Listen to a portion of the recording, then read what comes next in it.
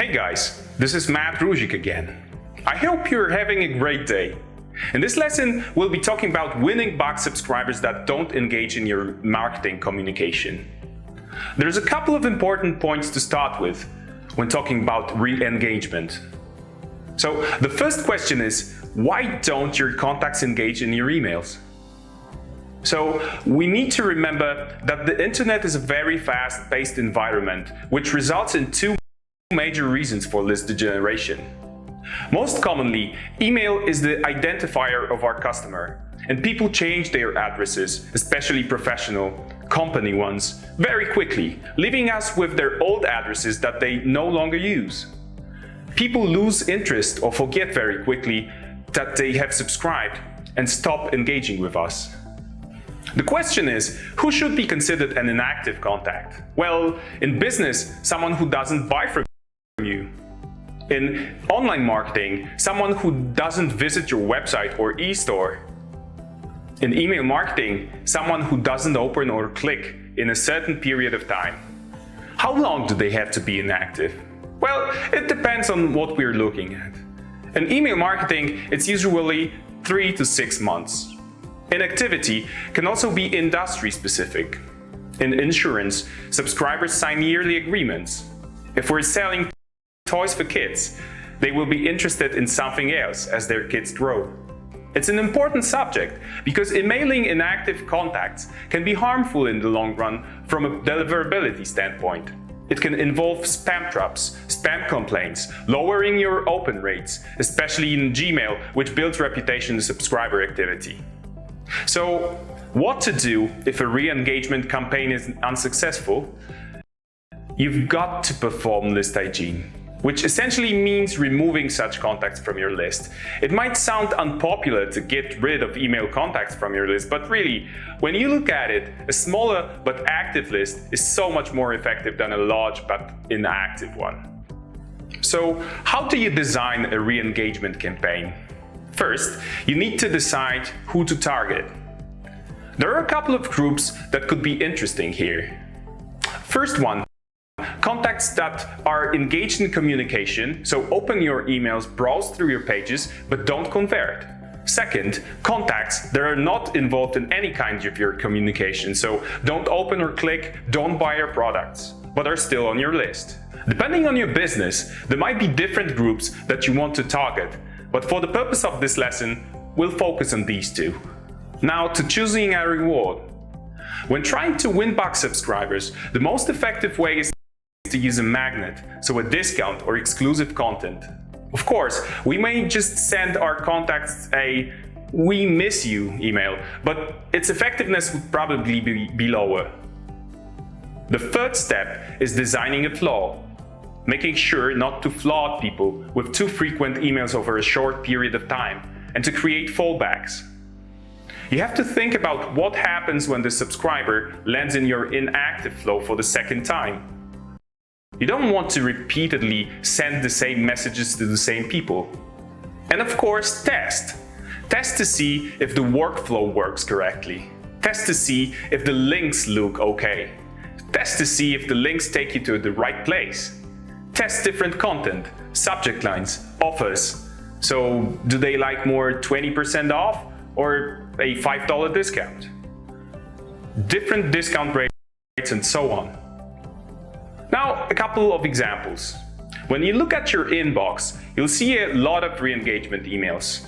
They usually are very simple, underlining the hero offer, like a discount here in the example on the left with a strong 15% off communication, or the one on the right with a $10 off from Crocs.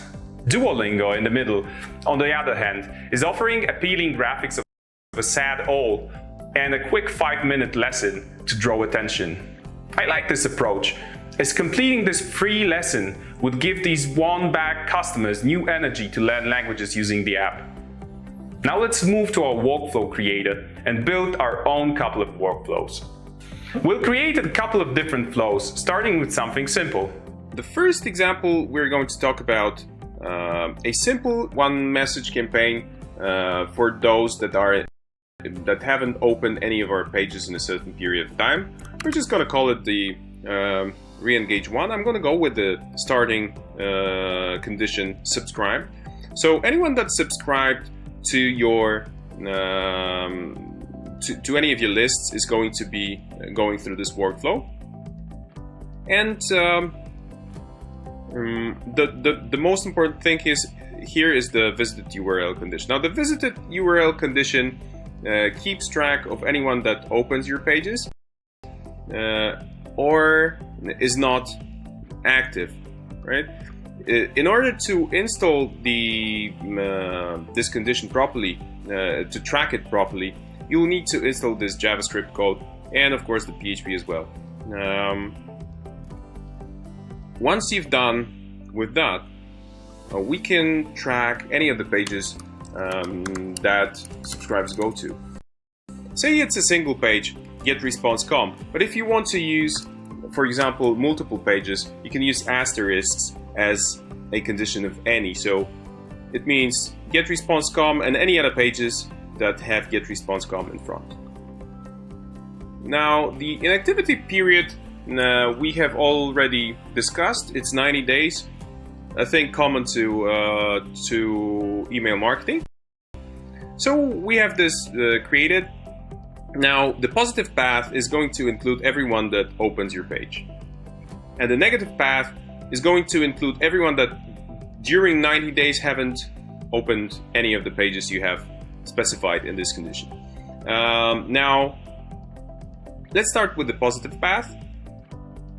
Say we want to keep track of the active subscribers, and we want to create a list actives, which is going to show us how many people are actually right now active. So we move all these subscribers into this campaign, to this list, and in order for us to be safe, we get back here so that we keep the constant flow. I mean, active subscribers can become inactive, so we want to get them back here and be reevaluated every 90 days or every certain period of time, so that we always can send them a re-engagement campaign if they stop being active at some point. In order to be safe here, we need to include the run multiple times option in both of these conditions and actions, so that they kind of, if they are active, they get into a perpetual flow of moving from this condition to this action and back again. Now the interesting part is the negative condition, which is going to include everyone that hasn't engaged in your communication in 90 days. Similarly to this positive condition, which is going to create another list that we're going to call, say, endangered or inactive. And this endangered list is going to mean that anyone that's in there probably might lose interest or might forget about who we are. And these are the people that we want to send the re-engagement communication to. So what we do is we simply create a message and we include it in this part of the workflow. So everyone in 90 days, after 90 days period of inactivity, so he never opened or didn't open any of your pages in 90 days, he gets to this list, and then we send them the re-engage one message. We might also want to tag him that he already has received our re-engage communication. I just created a simple tag, re-engage one, and so anyone that's endangered will get this message and will be assigned this tag. Right, so in this second example, we're going to talk about the re-engagement campaign with two messages and dead weight removal. Now, we're going to start off with the subscribe, which is the same thing as we did in the first place. But now we're going to take into account everyone that hasn't opened any of your messages during the 90-day period as an inactive. I mean, the positive path is pretty much the same as there. I'm not going to move them to any other campaigns, so I'm going to just use a wait action to get them back into this circulation here, and switch on the run multiple times. That way, everyone that's active is going to go through this circle, and this is going to be it for them.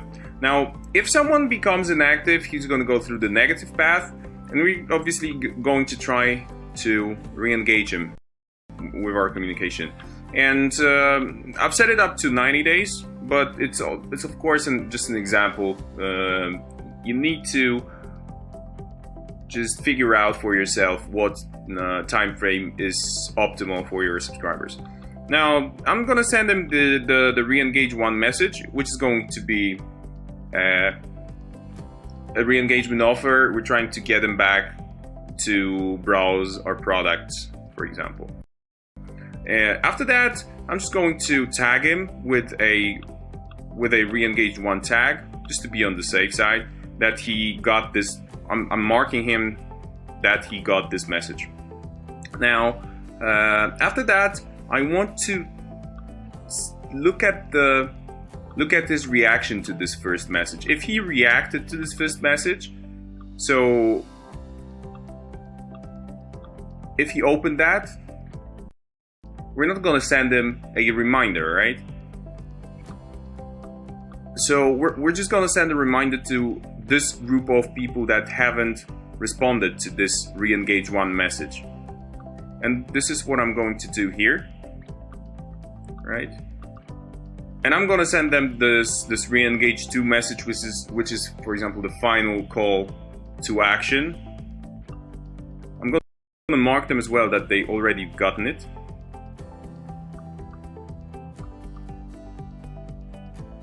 And also, I'm gonna try to find out if they have engaged with this message. Let me just scroll it a bit and resize it a bit.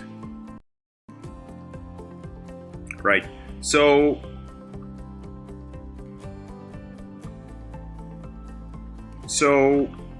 yeah, this time we're going to look at this re-engage 2 message, and if they haven't responded to this re-engaged second re-engagement message, we're just going to remove them because they're inactive. They're just a burden to our list, and keeping them on the list might harm your deliverability, for example. Right? And we're just going to remove them from, in this particular example, from all our lists. Now, what about the active ones here? What do we do with them? I mean, this might work. This is the basic stuff. It works fine, and you don't have to change anything in it. It's a working scenario.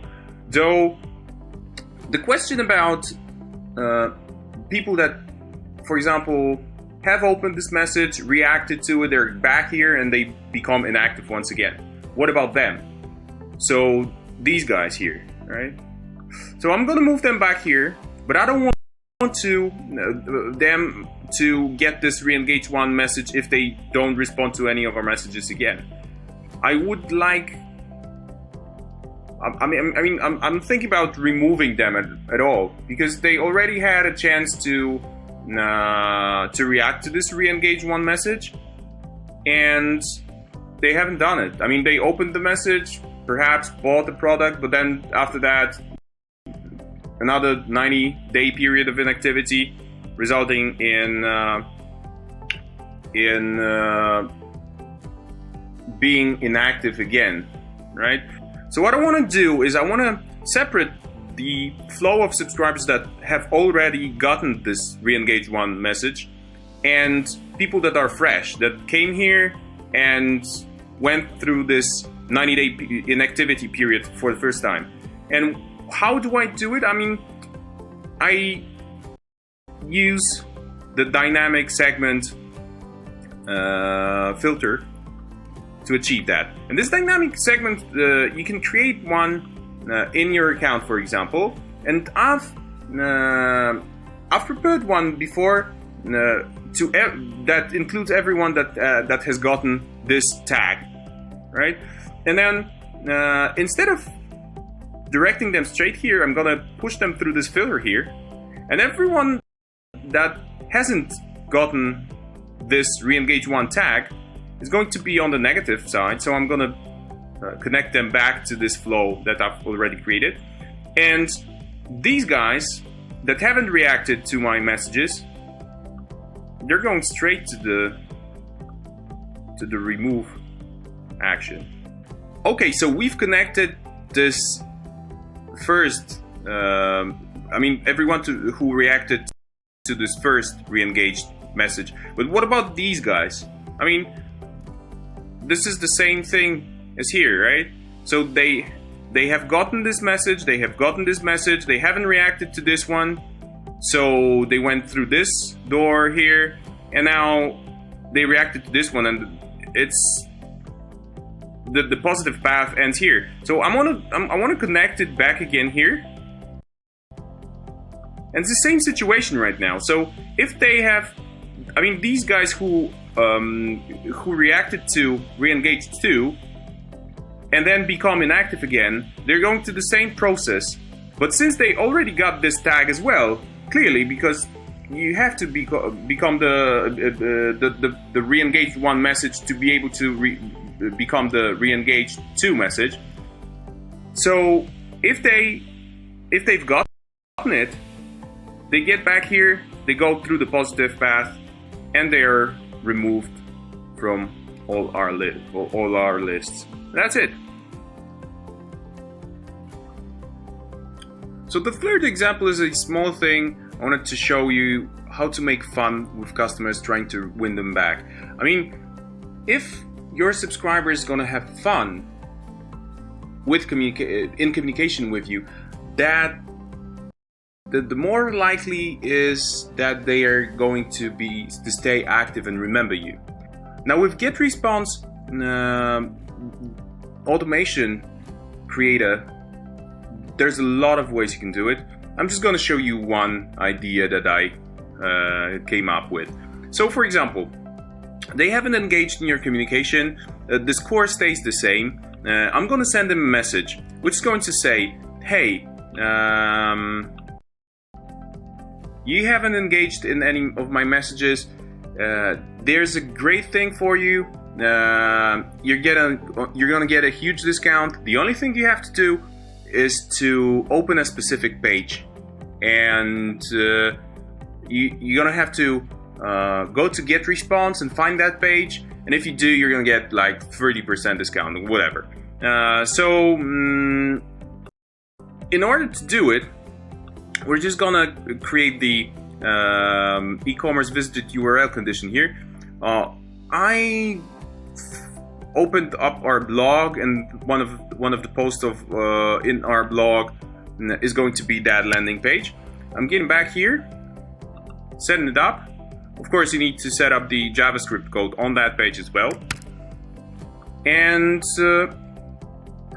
once they have opened this specific page we requested, they're gonna get the second message giving them the discount, right? And if they haven't, that means they're probably not interested. Most likely they're gonna stay inactive, and we might as well remove them to get rid of the dead weight, to improve our deliverability and open the click rates. So there are also other things you can do here, but that's just to show you how it might work. Well, that's it. Wish you best success in creating your own re-engagement campaigns. Have a great day. Matt out.